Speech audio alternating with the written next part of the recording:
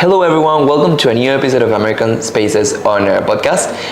This is an initiative brought to you by Instituto Chileno Norteamericano de Santiago and American Academy of Science and Technology of Universidad de Talca. This is a project supported by the United States Embassy in Santiago and the Network of American Spaces in Chile. My name is Juan Miguel Romero, Outreach Director at Instituto Chileno Norteamericano, and I will be your host today. Today we have a guest with a very interesting background, Lucy Fell. She holds a Master of Philosophy in Population Health Sciences from the esteemed University of Cambridge. Prior to this, Lucy earned a Bachelor of Arts degree in Community Health and Spanish from Tufts University in Massachusetts, graduating magna cum laude. Congratulations. Thank you. Lucy Fell was selected for a prestigious Fulbright Research Award by the presidentially appointed Fulbright Foreign Scholarship Board for the 2024 academic year. Since March 2024, Lucy has been undertaking an independent research project here in Santiago de Chile, very interesting, evaluating the impact of Chile's investment in women's soccer on health and well-being outcomes for girls and young women. Collaborating with community partners at Club Red Fútbol Femenino en La Granja, here in Santiago, and academic partners at the medical school at Pontificia Universidad Católica de Chile. Lucy, welcome to the podcast. It's a pleasure to have you with us, and well, thank you for your time. Thank you very much. Thank you so much for having me. I am really excited to talk a little bit more about my research project and my time here in Chile, two topics that are very close to my heart. We're very excited to have you as well, and also know more about this very interesting research that you've been doing during your time in Chile with Fulbright. So, Lucy, first things first, why did you choose to come to Chile to work on female inclusion in soccer? Sure. So, Chile has an incredibly vibrant culture around soccer. Yes. And in the past couple years especially, there's been a lot of significant progress made in women's soccer. I'm thinking about the 2022 law professionalizing women's soccer in Chile. At the same time, I've always been really passionate about soccer, and it's a sport that has so much cultural capital. Yes. And I've always found it really interesting, the potential that soccer has to potentially promote social change. Yeah. So kind of bringing those things together, Chile's love for soccer, it's really long history of grassroots activism. Yes. The combination of those factors made me feel like it was the perfect place to do this research. Perfect. So you chose Chile. You were like, among these options I have, I want to go to Chile. Exactly, yes. Perfect. Please tell us more about the Fulbright Research Award you got last year and what your project is about, measuring the impact of Chile's investment in fútbol femenino on health outcomes for girls. That's the name of your research project. Exactly. Tell us more about that. Sure, yeah. So prior to coming to Chile, I was doing my master's in public health. And through my experience in soccer and in my background in public health, I've always been really interested in these research findings that soccer sports, particularly sports like soccer, team sports, can have a broad range of benefits. So anything from improving physical activity levels to even increasing social connectedness and making friends through sport. So I thought about where I could kind of find the connection between public health and my passion for soccer. And so I've had the great honor of being able to work with a number of fantastic partners. So I work with Alejandra Avilés at Club Red Fútbol Femenino in La Granja, as you mentioned, here in Santiago. She's the president of a nonprofit which is focused exclusively on getting access for girls to playing soccer. That's really nice. And it's a fantastic club. And I also have my academic advisor, Doctora Paula Bedregal, who is a professor at the public health department within La Universidad Católica de Chile. So with these two community partners, we're looking specifically at a school program. So Club Red is implementing an after-school workshop for girls to be able to play soccer. And keeping in mind what we know about soccer and how it can benefit health, we are looking at how this model particularly can help accelerate those access to those benefits for health. So This year's the first year that they've implemented the program. I've been really happy and excited to be able to be a part of it. And I think it will be really interesting to learn kind of best practices from this model and see if this can serve as an example for similar programs here in Chile and elsewhere. Now I'm curious, how did this connection happen with the football club? That is such a great question. When I was first applying to Fulbright, I started looking for different girls soccer clubs in Santiago, and I literally searched on Google. Each one of them, like. I literally searched on Google like fútbol femenino Santiago. Okay. And Alejandra's club, which was started in the early 2000s, has been going for over 20 years. So wow. They have a really fantastic website, a really great presence, and a long history of doing this type of work. And so once I found all of the information, I reached out. Alejandra got in touch with me, and ever since then we've been working together on various projects, and now that's culminated in Fulbright. Wow. When did that happen? The first time I reached out to Alejandra, I think, was 2019, so it's been a long time. It's been a long time. It's 2025 now. Yeah. How did Fulbright support you before your trip and during your stay in Chile? Sure. So I think that one of the greatest things that I've gotten from Fulbright has been this fantastic community of researchers and scholars, and I feel so lucky to have been able to share this experience with them. Not only just sharing what we're learning, but challenges and receiving mentorship from some of the scholars. That has really enriched my time here in Chile and really built a community around everything that has to do with Fulbright. Very interesting. And well, this is Women's History Month, and in that sense, of course, that date exists because of all the history women have gone through. And in that idea, or in that order, how do you consider other forms of inequity, such as racism or ableism, in your work on gender equity in sports?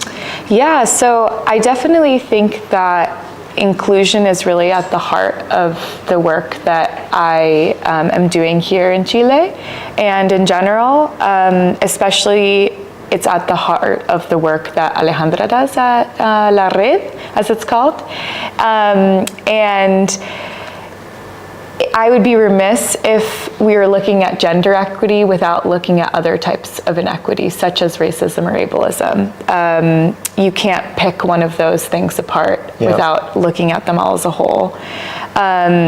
What has been really fantastic in working with Alejandra's club is she and the staff are really focused on removing barriers to access that traditionally present for girls to play soccer from all different backgrounds. I think this approach to removing barriers has made it a very inclusive space, and I hope that as we're working on the outcomes and findings, that we can use this as an example to kind of look towards making a more inclusive model for soccer in general, as there's always more work to be done in this area. Definitely, in multiple areas, but especially in a sport that is usually dominated by men.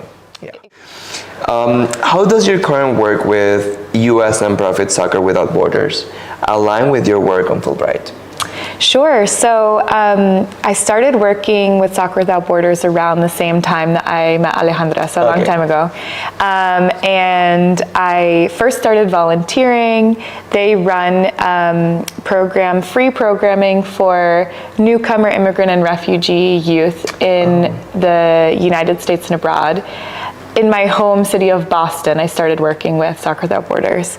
And I just really love the organization, so I've just continued to stay in touch and work for them on a part-time basis. And I think that it's really provided a lot of inspiration for what inclusive spaces look like, how to create belonging for people from all different backgrounds. I think being here in Chile, it has also given me a global perspective as I'm working on my research here. And then thinking about leaving Fulbright as well, how can I take these examples from Boston, from Chile, and apply them to different similar contexts with this common mission of using soccer for positive change. As I mentioned before, today's episode is set against the backdrop of Women's History Month, or as it's known in Chile, Día Internacional de la Mujer. With that in mind, could you share how your background in public health connects to your Fulbright project on gender equity? Are there any findings you can share that highlight this connection? Certainly. So I think studying public health has really given me the tools and frameworks for looking at how systemic level factors such as gender norms, access to resources can have an impact on people's ability to be healthy from a physical and a mental health standpoint. And we know that sport can help improve both physical health and mental health. So kind of connecting those two things together, I thought this public health framework was a really good way to look at something as broad as soccer and how all of these big factors can play in when we're thinking about who is easiest for to be able to play, who gets access, how difficult is it for them, and how we can maybe make things more inclusive in general. Thinking of preliminary findings, it's really great to hear as I've been talking to school staff and people who work at the program and parents that it seems like programs such as this one not only just help girls feel like they're more active, but people are also reporting that they feel like the girls have increased their confidence in playing sport, but also in challenging gender stereotypes.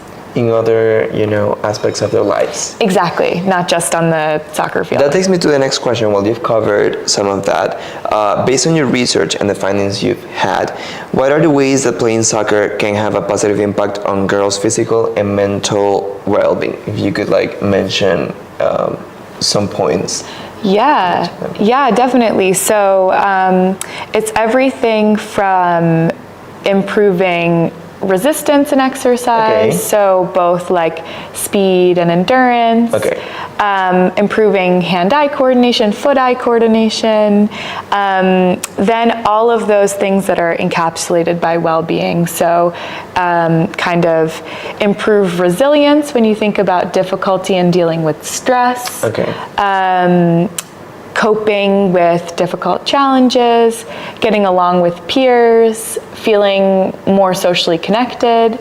I think the beauty about soccer is that it's so universal, and so it's accessible from people of every background will know what soccer is, or at least the basics. So in its simplest form, all you need is a ball, a pitch or somewhere to play, and a friend to play with. It's true. Exactly. Before we go to the last question, I would like to ask you, is there any experience that you cherish from your time in Chile and sharing with the people here, the partners you've made, and also the girls from the club you've been working more closely with? Yeah, in general, I have found, I've loved my time in Chile. Everybody has been really, really inclusive and friendly, and especially in the world of soccer, I've been able to play myself with friends and play with the girls at school, and that has been an awesome experience. I think what I'll take most away from my work, particularly in this program at the school, is just that everybody's really excited and willing to help out. So watching this program start from the beginning and seeing how motivated everybody is to get it up and running, how motivated the girls are coming twice a week, every week. Wow. I think that there is a lot of momentum and a lot of motivation there. And so it makes me feel really excited to have been able to experience that. And I really look forward to seeing how all of that motivation plays out in the future. Are you thinking of coming back to Chile? Yes, definitely. I'd love to. Is there something that you would think you could, or that you learned from your experience in Chile, that you can take to the US and share with your peers there? Definitely. I think, the model that La Red uses in terms of making soccer really accessible within the neighborhood, yes. It being a very community-driven and community integrated effort, I think has been really fantastic to see firsthand. And there's plenty of contexts in the US that share a lot and have a lot in common with La Granja. And so thinking about how La Red has been able to use all of the strengths that this community has to really pull together a successful program.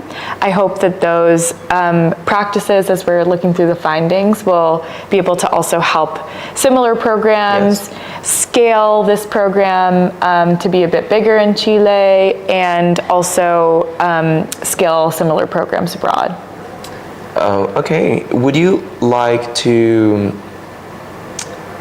I don't know if I suppose it already exists, similar programs in the US. Do you know any of them that, I don't know, kind of have similarities with this one in Chile? Yeah, actually you mentioned Soccer Without Borders. Yes. I think they have a lot in common with La Red, and we're actually hoping at some point in the future to have some sort of collaboration. We're still, it's still very much in the works, yeah. But that would be the dream to be able to it would be the connection between both. Yeah, we've been introduced over time, over Zoom and everything, but so I think that it could be a super fruitful connection. It definitely would. And also that's the beautiful thing about these programs, such as Fulbright and other US apartment programs, where we have Chileans go to the US and Americans come to Chile. Having like this collaboration, you would be a bridge between the countries, and that's what we love incentivar. To encourage? Yeah, we love to encourage at American Spaces. People learning more about these programs and have the opportunity to use their full potential in a research project, in studying abroad, etc. So it's nice to hear about your experience here. So maybe others could feel inspired both in Chile and in the US to follow their dreams and their passions as you have done. Thank you. I hope so. I've had such a wonderful experience here in Chile, and the opportunity to come and be immersed in a totally different environment and culture has been absolutely fantastic for me. So anybody who is thinking about doing it, I would 100% encourage them to give it a shot. Unfortunately, we're running out of time for this podcast, but before you go, I would like to ask you if you could share a special message for all young women who may listen to us right now. Absolutely. So for any young women who might be listening, I would say don't forget that soccer and doing other things you love is also about having fun. And in the context of International Women's Day, thinking about all of the strength and achievements of women over time, that also includes celebrating doing what you love. Thank you for that message. That's really inspiring. And thank you for being with us in this podcast, Lucy. We couldn't be more grateful for your time and sharing all of these amazing experiences. Thank you, and thank you for having me. Bye.